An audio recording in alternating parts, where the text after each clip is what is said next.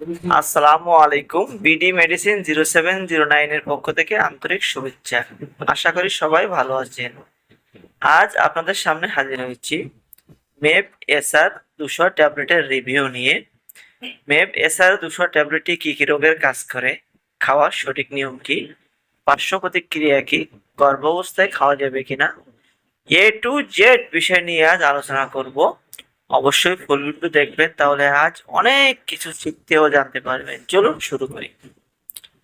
Map SR ট্যাবলেটটি IBS এর সমস্যা, অর্থাৎ যাদের খাওয়ার সাথে সাথে পায়খানা যাওয়ার ইচ্ছা হয়, পেটে কামড় দেয়, মোচড় দেয়, পেটে খিঁচুনি হয়, পেট ব্যথা হয়, গ্যাস ও পেট ফাঁপা, অন্তরে অস্বস্তিতে এই ওষুধটি ব্যবহার করা হয়ে থাকে।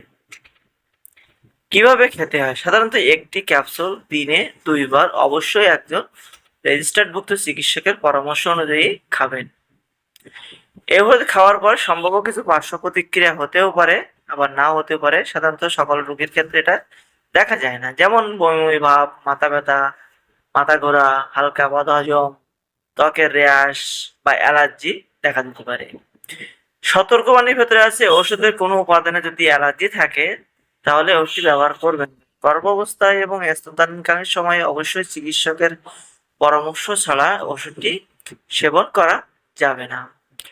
ভিউয়ার্স, দেখতেই পাচ্ছেন স্ক্রিনে, সেম ডিজাইনের ওষুধটি বাজারে পেয়ে যাবেন এবং 2026 সালে মেপ এসআর 200 ট্যাবলেটটির দাম 10 টাকা। যদি ভিডিওটি ভালো লেগে থাকে অবশ্যই লাইক করবেন, বেশি বেশি করে শেয়ার করবেন আপনার পরিচিত ব্যক্তি, আত্মীয় স্বজনকে। ভিডিও সম্পর্কিত কোনো মন্তব্য থেকে থাকলে অবশ্যই কমেন্টে লিখবেন, অল্প কিছুক্ষণের ভিতরে জবাব দেওয়ার চেষ্টা করব। এবং যাওয়ার আগে অবশ্যই চ্যানেলটিকে সাবস্ক্রাইব করে যাবেন। সকলকে অসংখ্য ধন্যবাদ দেখার জন্য।